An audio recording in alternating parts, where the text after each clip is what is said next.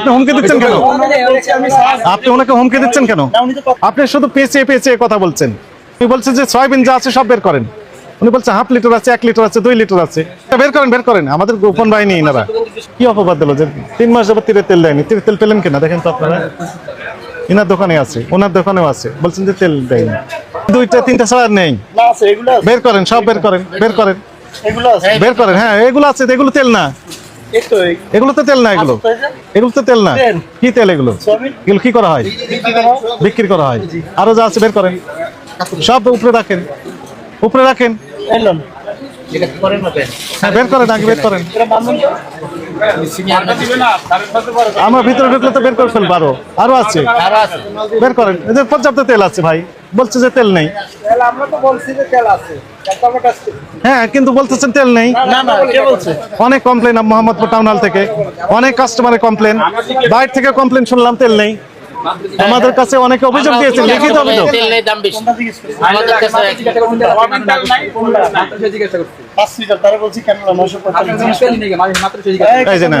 ওই যে কাস্টমার জিজ্ঞেস করেন তেল নেই।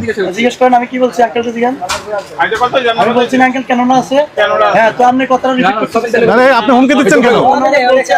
আপনি ওনাকে হুমকি দিচ্ছেন কেন? আবার কথা বলেন। সেটা তো ম্যাটার না। আপনার কাছে আরো তেল আছে তো, বের করেন, বের করেন, বের করেন। মজা করেন না তো, মজা করতে আসছেন না তো। বের করেন, যা আছে বের করেন, দেখি কয়টা আছে। না হলে তারপর আমরা আবার ঢুকবো, ঢুকে দেখি বের করতে পারবো। যা আছে সব বের করেন, বের করেন। একটু দেখতে চাই ভিতরে যা আছে সব বের করেন। সয়াবিন যা আছে বের করেন। ওনার টাকাটা নিয়ে নেন, নিয়ে বিদায় করে দেন। আর না পারলে তো আমাকে ঢুকে দেন। আমি যা আছে বের করেন ভাই। আপনি শুধু পেঁচিয়ে পেঁচিয়ে কথা বলছেন। আমি বলছি যে সয়াবিন যা আছে সব বের করেন। উনি বলছে হাফ লিটার আছে, 1 লিটার আছে, 2 লিটার আছে। বের করেন। আর যখন শেষ হবে তখন আমরা ঢুকবো। যেখানে যেখানে আছে বের করেন। আপনাকে আমরা জাস্ট দেখতে চাই। আর যে সহযোগ দেখেন তখন আমরা ভিতরে ঢুকবো, জরিমানা হবে, দুটাই হবে।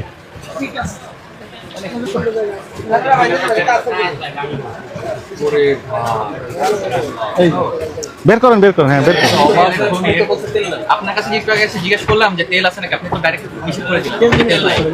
আমরা তো গেলাম একটু আগে, প্রত্যেকটা দোকান ছিল। এনাকে জিজ্ঞেস করেছেন তেল নেই। আচ্ছা বের করেন, বের করেন। আমাদের গোপন বাহিনী এনারা। না ভাই আমাকে করেন নাই, মিথ্যা বলেন না ভাই। ওনারাই কাস্টমার সাইড আগে খবর নেয়, তারপরে সিরিয়াল ম্যাজিস্ট্রেট উনি আসে নিশ্চয় দেখার জন্য। আপনিটা তো আমার ডিসপ্লেতে ছিল। হ্যাঁ ডিসপ্লেতে ছিল। বের করেন, আপনি বের করেন। নিচে এগুলো আছে স্যার, কার্টুন বের করেন, যা আছে সব বের করেন। ওরাও বের করেন, নিচে আরেক কার্টুন আছে। বের করেন, সেটা বের করেন, সব খুলেন। তারপর আমরা ঢুকবো, এরপরে আমরা ঢুকবো। অনেকের লিখিত অভিযোগ, অনেক লিখিত অভিযোগ, বুঝেছেন? এই যে মোহাম্মদপুর টাউন হলে 1 মাস যাবত দ্রব্যমূল্যে অস্থিতিশীল বিরাজ করছে। কথা আপনার তো একই ঘটনা তো। উনি বলতেছেন কি, গত 1 মাস যাবত সয়াবিন তেল বিক্রি শর্ত বেঁধে দিচ্ছেন ব্যবসায়ীরা। তাদের শর্ত অনুযায়ী শুধু সয়াবিন তেল তারা বিক্রয় করবেন না, এমনকি বুঝেছেন নির্ধারিত মূল্য অপেক্ষা বেশি মূল্য বিক্রি করছেন। তার সাথে ওই যে অন্যান্য পণ্য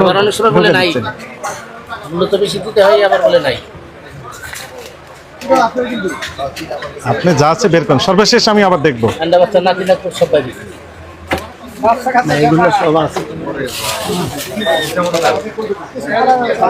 বের করেন, বের করেন, আমরা একটু দেখি। সর্বশেষ আমি দেখবো।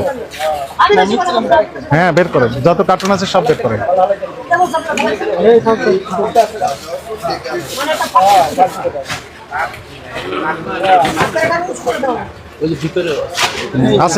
চাচা মিয়া ওনাদের সাথে দুর্ব্যবহার করেন কেন? সহযোগিতা করেন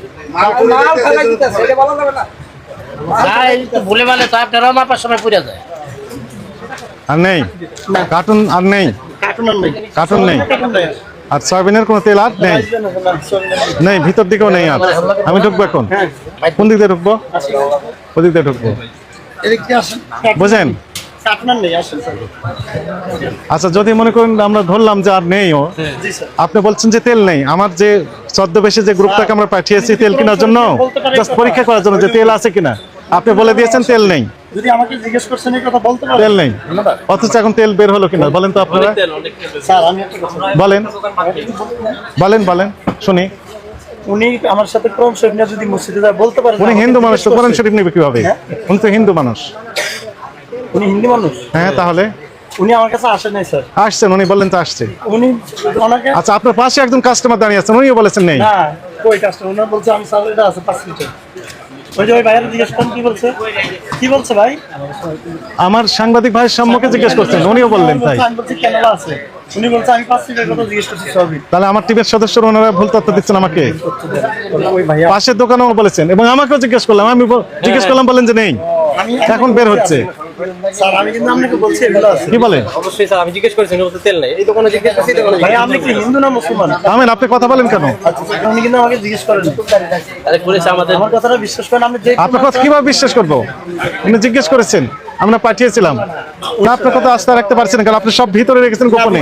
তেল তো সামনে রাখার কথা না। সবগুলো দেখাইছি। এখানে অভিযান করার সময় আপনি এই দুটো বোতল আবার এখানে না, রাখলেন। না, এখানে- আপনার নাম কি বললেন? লোকমান, আপনি তো মুসলমান দাবি করতেছেন।